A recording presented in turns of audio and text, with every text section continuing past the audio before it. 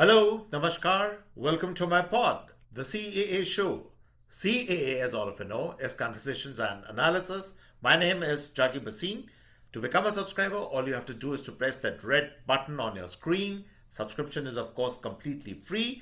Would also really appreciate if you could like this video and share this video with your friends. All right. I'm arguing in this podcast that India finally has turned the tables on Pakistan in the communications war. And therefore, it obviously begs the question that A, is there a communications war which is going on? And the short answer, I'll give it to you immediately, is of course there is. A very tough, very severe communications war is going on. And number two, what has been the game changer in this turning of the tables? I'm going to talk about that a little later, but let's start from some obvious things which have happened from June onwards, ever since the start of Operation Sindoor. Now, we won that battle decisively. There's no question about it. We won the war, but I have been arguing in my podcast after podcast that we lost the narrative war. We lost the communications war. We were not nimble. We were not fast enough. We were not alert enough to counter Pakistani propaganda after Operation Sindoor. And therefore, we not only lost the war, but we actually have, I would say, even not only in media terms, but in tangible terms also, we have paid a bit of a price for it. And I will explain how that has happened. I'm going to talk about the past a little bit, then I'm going to come to the present and talk to you that what has been the game changer in this new battle, which we are now winning decisively. But a little bit peek in the past. So the narrative was not there. For some strange reason during Operation Sindoor, we were very reticent to talk about our achievements, especially that particular narrative about our Rafales being shot down. That was not counted properly, but we know about all that. I'm not going to go into that past history again and again, but suffice to say that narrative we lost. And the tangible effect of that was, besides other reasons, geostrategic, geopolitical reasons, I think it also had an effect where the President of the United States went on repeating, maybe in slightly cloaked terms, but still he was repeating the Pakistani narrative in forum after forum. And to my mind, this is my estimation, besides other reasons, it also resulted a little bit, not even a little bit, but a fairly bit of downgrading between India and the US, our relationship.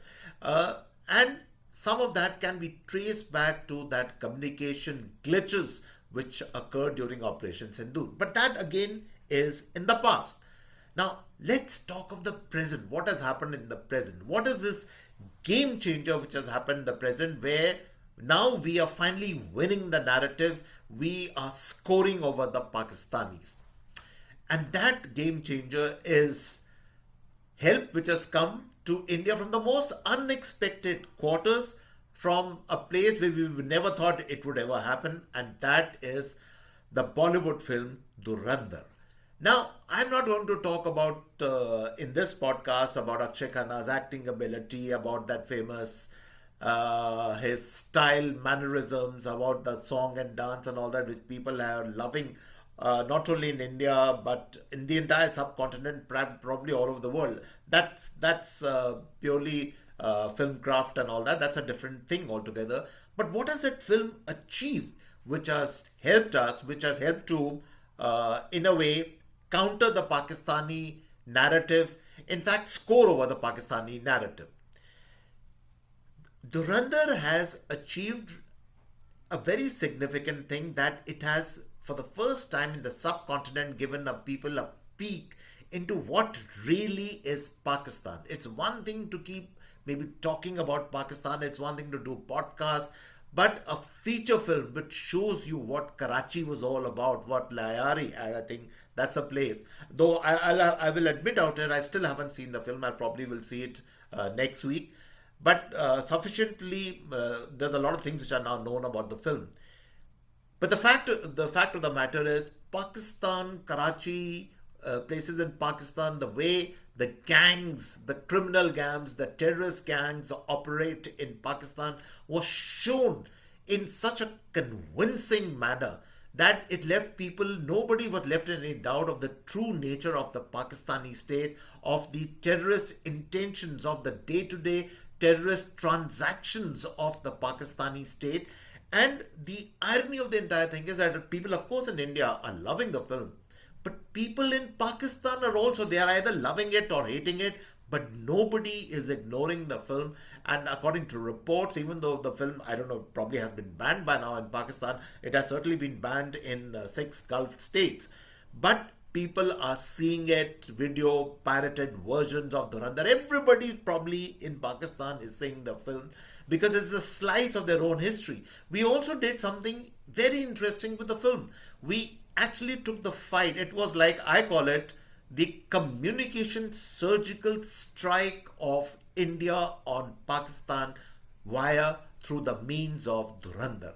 This is what we have achieved, and a successful communications surgical strike where we cut open, we cleaved into the real picture. We cleaved and showed you the real gory, the real horror of what Pakistan has become over the years. Dhurandhar actually shows that, maybe in an entertaining way, maybe in a way where you want to see the film. That's a different story altogether, but still it does that service where people have suddenly waken up and said, oh God, this is really what Pakistan is all about. So human service, tremendous service. Maybe the filmmakers intended it in such a way, I don't know, but it has achieved that particular purpose where we now know what Pakistan is all about, what Karachi is all about, what the terrorist infrastructure, the gangs, people roaming freely with AK-47 rifles, that entire culture of the gun is all about in Pakistan.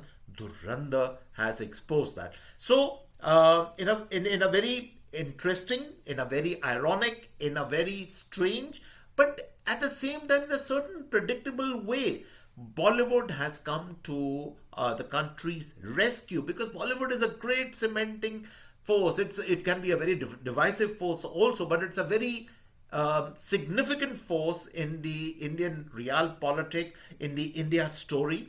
So Bollywood, especially a section of Bollywood which has been reviled, which has been looked down upon, which has been discouraged by the past to be in Bollywood, that section, you can call it the right-wing part of Bollywood, you can call it, because the filmmakers, the director Dhar, his wife Yamini Gautam, all these people, they are associated with a little bit of what we could call leaning to the right kind of narrative films and narration. So these people have actually come to, I would say, the rescue of the communication strategy of the Indian state, and Dhurandhar has done brilliant yeoman service in that aspect. So this narrative, by the way, is not only being watched, is not only being serenaded, it's not only being talked about in India and Pakistan, the subcontinent, but all over the world, in UK, in Canada, in all countries, in North America. The film has been a major hit in North America. And right now, I think it's already at 500, 600 crores, probably will cross 1,000 crores or whatever. But that's not the point. The point which I'm making is that the communication strategy has been bolstered. India's war has we have actually scored over Pakistan, and we needed to do that. Why did we need to do that? Because the assumption that we lost Rafales, the assumption that we suffered losses in Operation Sindoor, partly falsely painted by the Western media, partly by certain intelligence agencies in the West, partly also by powers to be in the West, but certainly aided and abetted, I would say, by the incompetence of some of the actors on our side. I'm not talking of film actors, I'm talking of geostrategic actors on our side. They just could not properly position India's decisive victory. And it was really a game of media positioning, which we could not do. We paid, as I said, the repercussions for that. And for months and months, that narrative went on and on, that we had not achieved our goals in Operation Sindoor, though in reality, the geostrategic real people who analyzed these things knew what India had achieved in the geostrategic space and the damage we had done to Pakistan. Right. So that is the Dhurandhar story. That is how we have countered the narrative. But here's what is also happening at the same time along with this success which we have achieved via Dhurandhar. There is a very significant, there is a very powerful in a certain way, there is a not to be ignored lobby within India also, which for some reason or the other always supports the Pakistani narrative. It is, if you call it anti-India, anti-patriotic, that would not be incorrect. That is actually quite correct. I don't know what kind of kicks they get out of trying to put down India, what kind of kicks or what kind of benefits they get out of taking the side of Pakistan. This is that lobby which shows a raw agent in films I'm talking about romancing with an ISI agent, which is like incredible. It has never happened. It will never happen. It can't happen. But as I said, it's an alternative spy universe which they create. These are the kind of films which they make. These are the films which run down Hindu practices, Hindu gods and goddesses, customs, traditions. They profile communities, castes like the Banyas, the Thakurs. I mean, we know about that. This is something which is not complete, something which is hidden. And just to reiterate a point, the film, for instance, if you remember the film, that is Vidhu Vinod Chopra's film PK. And if you did not know about it, then you should know about it. But the time when the film was released, and not only it denigrated Hindu gods and goddesses, but the film's media digital partner at that time when it was released was ARY News of Pakistan. Can you imagine? This is what they did. And, you know, the wife of Vidhu Vinod Chopra, that is Anupama Chopra, she, of course, she ran down, she was in the news for running down Dhurandhar. And amongst the words she used, I mean, she has every right to criticize a film. If she doesn't like a film, if it's blood and gore, that's fine. That's okay. There's nothing wrong with that. But when you use words like that, the film is anti-Pakistan. This is a word I think she used in her criticism of the film Dhurandhar. Then there is something which is completely off. There's something which is completely not right. And considering the fact that Vidhu Vinod Chopra is actually a Kashmiri, he hails from Kashmir, and look at what he and his wife keep on doing all the time. So what I mean to say is, and then I'm not even talking of the role of people like Arfa Khanum, this woman Arfa Khanum Sherwani, without even understanding or without deliberately falsely painting a narrative that the film is anti-Muslim, Indian Muslim. There is no reference to Indian Muslim, by the way, in terms of anti-Indian Muslims or something. I mean, it boggles the imagination. But what I'm trying to say is that this lobby, it's a very powerful lobby. It's not only these two people. There were a number of such so-called critics, journalists, media persons, Bollywood personalities. Look also at the very significant silence of the Khans. All of them kept silent during Operation Sindoor. They have kept silent now about this film Dhurandhar. Nobody has opened their mouths about this particular film. People are also talking of the fact that Deepika Padukone, who's the wife of Ranveer Singh, who's a leading character, hero and the character in Dhurandhar, she also hasn't said anything about the film when she usually supports her husband. Now this entire ecosystem, this entire lobby has now finding ways to, because they have realized that Dhurandhar, and I'm surprised that nobody has talked about this so far, but these people now are in a way trying to counter the positivity which Dhurandhar has injected in the Indian polity, in the Indian discourse, in the subcontinental discourse, even in the world discourse, I would say. They are, because of their criticisms, because of the fact that they are not comfortable with all the attention that is the Dhurandhar is getting because of the fact that the Pakistani propaganda, and why is the Pakistani propaganda being completely burst like a balloon, pinpricked in a balloon? Because the Pakistanis themselves are talking about this film all the time. As I said, they're either loving it or hating it, but they're all seeing it. They can't just stop themselves from talking about Dhurandhar. And this particular lobby, what I call the enemy within India, knows this, and to counter that, I think that they are deliberately also on the aggressively, they are going on the attack and talking about, like, I think this woman Anupama Chopra, she's the head of some critics association or something, and those people have said that how can the critics be, asked to shut up and not talk about films. We can give our point of view or whatever. So through various ways and means, they are trying to build a certain narrative that Dhurandhar is not a very good film, and that it is just full of blood and gore and has no basis in reality. So that's the point you need to remember. The enemy within is a problem. Though at this point in time, nobody wants to listen to the enemy within. Everybody wants to see the film. As I said, everybody believes in this narrative. Not only India, but even the Pakistanis believe in this narrative.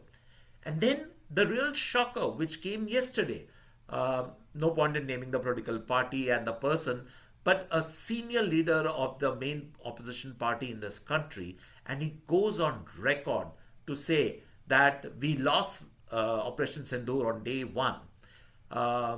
We don't need a 12 lakh army in India. It's pointless. This is what this person said, and I thought this politician was maybe one of the more sensible politicians, but this is what he said. And then it suddenly struck me, and I asked myself, why is he saying all this? Doesn't he not understand the implications of what he is saying? And then it struck me why he was doing all this was for two particular reasons. One was that this person also wants to be part of this enemy within lobby to dilute the good feeling, the feeling of joy, the feeling of revelation, the feeling of that we have finally scored over the Pakistanis in terms of the narrative war. He wants to dilute all that. This person, maybe his party to that extent, also wants to not only dilute, but they want to wash away that entire good feeling. And the second reason also is that this particular politician, and you know the politician which I'm talking about, he wants to please the top leader in the party, who on record has again and again criticized our armed forces, the idea of the Indian state, the idea of the Indian nation, who does not even accept that India is a nation. He calls it a collection of states or whatever. Why? Why would they be doing that? And I'll tell you the reason. The reason why all these second-tier politicians are doing that is because then they hope for personal gain, and the personal gain probably is to get a Rajya Sabha seat. That's the game which is being played. And therefore, to please the big leader in their party, they are, to the extent, and by diluting the good effects of Dhurandhar, they want to again resurrect the old false narrative of Operation Sindoor. And that's why again the reference to Operation Sindoor, oh, we lost the battle on day one of Operation Sindoor. It was done precisely so that the Dhurandhar narrative could go into the background, the positive narrative as far as India is concerned could go in the background, and that the old narrative that Operation Sindoor was a disaster for India, that somehow can be resurrected. This is the extent to which the enemies of India, I would now, and I have no hesitation in saying that these are the enemies of India, can go. These are the lobbies, the groups, the people. We should watch out for these people, because this is the enemy within. This is what they are doing. And they realize that the narrative, the media war has been lost by Pakistan. Eventually, India is now firmly on the top. They want to dilute that. They want to erase this. They want to wash this down. They want to resurrect the old so-called failed narrative or whatever that was of from June onwards. So the enemy within strikes. Now, why is this important? This overall thing. Let's, like in conclusion, understand why all this is important. Somebody would argue that why should you worry so much about media or what Bollywood does or what a film does, or these things don't really matter. I'm sorry, I disagree. Today, in the times we live in, the media narrative, if you ask me, has become even more critical, even more important than actual warfare. What happens on the battlefield? At the end of the day, people will claim victories and success and failures and all that based on maybe on satellite photography, or maybe on claims and etc. So there is always a little bit of room for doubt or for contents. You contest those claims. There is what is called a fog of war situation in all those things.